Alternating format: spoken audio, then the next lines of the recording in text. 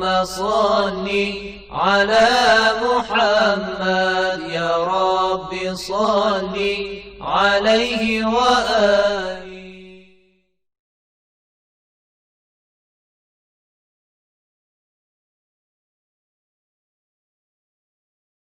A'udzu billahi minasyaitonir rajim. Bismillahirrahmanirrahim. Alhamdulillah rabbil alamin. Wassalatu wassalamu ala rasulil a'zam Muhammadin sallallahu alaihi wa alihi wasallam wa ala ahli baitihi thayyibin at-tahirin. Aqulu lakum assalamu alaikum warahmatullahi wabarakatuh. Para pemirsa dan pendengar yang dirahmati oleh Allah Subhanahu wa taala, marilah senantiasa kita bersyukur segala nikmat yang Allah berikan, dan semoga apa yang kita bahas pada kesempatan-kesempatan yang lalu menjadi bekal kita kelak di akhirat, di mana seorang hamba tidak akan bisa berhasil tanpa amalannya, tanpa bekal yang ia siapkan di dunia ini, di alam taklif, alam diciptakan Allah Subhanahu wa taala untuk mengumpulkan bekal-bekal guna hidup di akhirat. Para pemirsa, pada kesempatan yang lalu kita telah membahas tentang bagaimana kaum orientalis menafsirkan tentang wahyu, dan kita telah menepis anggapan salah yang dilontarkan oleh kaum orientalis terhadap hakikat daripada wahyu yang didapatkan oleh para nabi. Kita katakan bahwa wahyu merupakan satu metode yang Allah gunakan untuk memberikan ajaran kepada utusan-utusannya.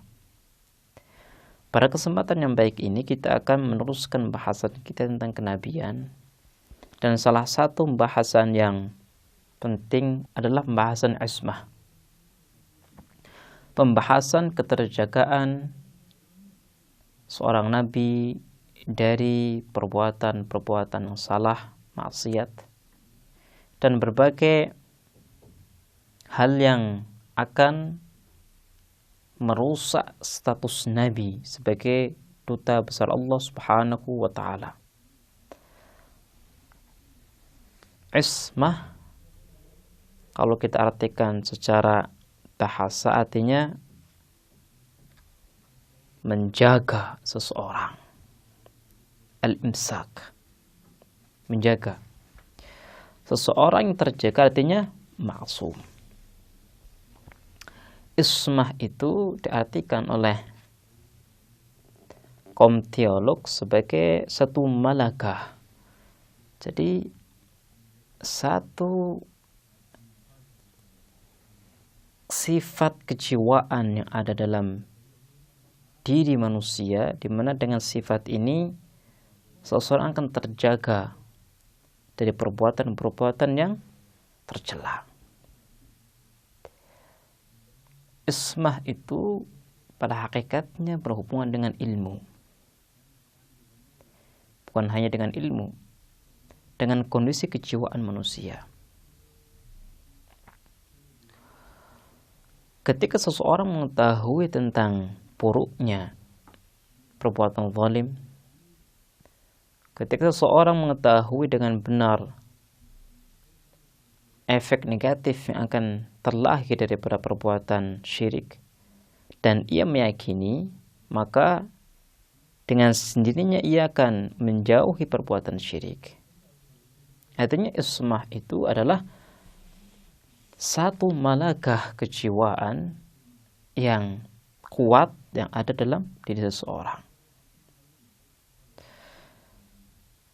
Terkait dengan ismah, banyak pembahasan yang bisa kita sampaikan. Ada ismah yang berkaitan dengan mendapatkan wahyu dan menyampaikan wahyu. Ada ismah yang berkaitan dengan mengamalkan syariat-syariat Allah. Ada ismah yang berkaitan dengan penerapan syariat. Mengamalkan syariat, penerapan syariat. Kalau mengamalkan syariat itu berarti contoh Allah Subhanahu wa taala memerintahkan Nabi untuk menunaikan sholat. Kalau seandainya Nabi itu maksum, maka ia akan benar dalam menunaikan sholat. Itu kalau kita katakan bahwa Nabi itu maksum dari sisi pengamalan terhadap syariat. Ada juga tatbiq syariah, penerapan terhadap syariat.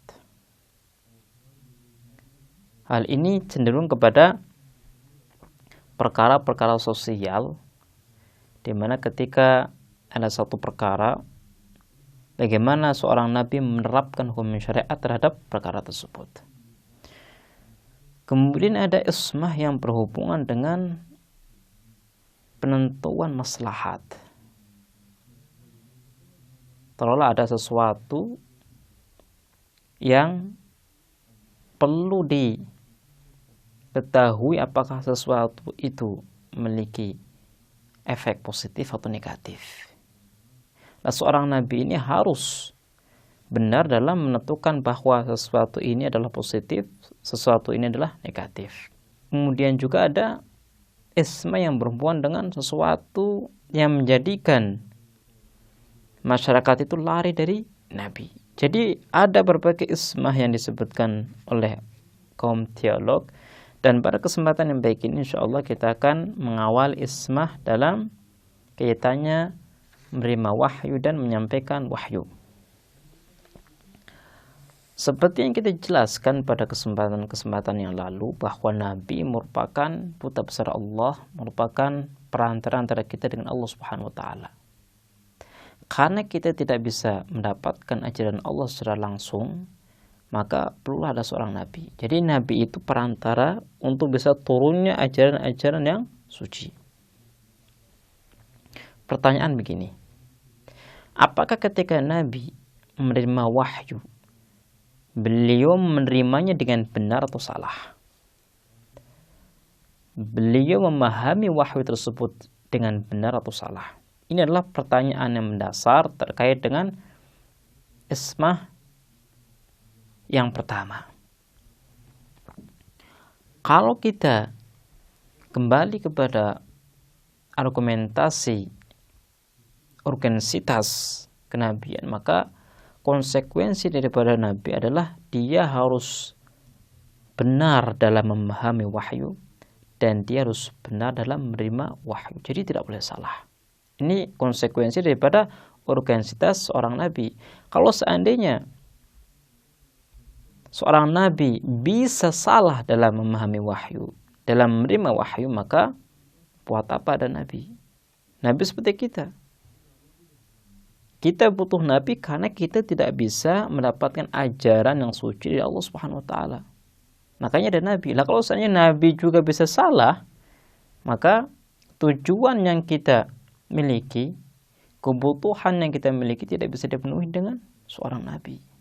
Makanya mustahil ketika kita sudah menentukan bahwa Nabi adalah keharusan untuk bisa menggapai kesempurnaan insani, maka konsekuensi daripada hal ini adalah Nabi harus maksum, harus terjaga dari kesalahan ketika menerima wahyu. Kemudian setelah Nabi itu menerima wahyu, maka tibalah saatnya dia menyampaikan wahyu. Apakah ketika Nabi menyampaikan wahyu, ia salah dalam menyampaikannya atau tidak? Karena berbeda antara memahami dengan menyampaikan. Boleh jadi kita memahami satu materi, tapi ketika menyampaikan materi tersebut kita salah. Atau kita menggunakan kata-kata yang tidak sesuai dengan apa yang kita pahami. Nah, pertanyaan adalah, apakah ketika Nabi itu menerima wahyu, dia salah dalam menjelaskan atau tidak? Jawabannya adalah, kita kembali kepada urgensitas seorang Nabi. Ketika Nabi itu menerima wahyu, maka hal ini tidak bisa berhenti. Karena tugas seorang Nabi belum selesai. Seorang Nabi harus menyampaikan ajaran ini kepada manusia. Makanya dalam tahapan penyampaian wahyu, Nabi itu harus terjaga dari kesalahan, tidak boleh salah sama sekali. Kemudian ada pembahasan tentang apakah Nabi itu bisa melakukan maksiat atau tidak. Jadi setelah kita membahas bahwa Nabi itu maksum dalam penerimaan wahyu dan penyampaian wahyu, kita membahas tentang apakah seorang Nabi itu bisa berbuat maksiat atau tidak. Atau apakah mungkin seorang Nabi itu melakukan kesalahan, melakukan pelanggaran atas perintah-perintah Allah, atau bagaimana? Dalam hal ini perlu kita fungsikan akal pikiran kita, karena pembahasan ismah dalam kaitannya dengan perbuatan-perbuatan maksiat membutuhkan analisis akal. Kalau kita kembali kepada perlunya kepada Nabi atau filosofis terutusnya para Nabi, kita akan mendapatkan dan mengetahui bahwa untuk bisa menjadikan Nabi sebagai rujukan kita, maka kita harus meyakini bahwa Nabi itu adalah sosok yang benar, sosok yang bisa kita jadikan sebagai panutan. Karena yang namanya ajaran itu ada dua macam. Ada ajaran yang bisa disampaikan dengan perkataan dan ajaran yang disampaikan dengan perbuatan. Ketika seorang nabi itu melakukan maksiat, maka masyarakat, orang-orang yang di sekitarnya akan memahami bahwa apa yang dilakukan oleh nabi sebagai stempel. Perbuatan ini adalah benar, perbuatan ini adalah halal. Ketika apa yang dilakukan oleh Nabi merupakan stempel, alamat bahwa perbuatan tersebut adalah benar, dan ternyata Nabi itu berbuat melanggar atas apa yang diberitahu oleh Allah Subhanahu wa taala, dari situlah akan terjadi kontradiksi antara kehendak Allah dan apa yang dilakukan oleh seorang Nabi. InsyaAllah kita akan melanjutkan pembahasan ini di kesempatan yang lain. Kita akhiri, wassalamualaikum warahmatullahi wabarakatuh.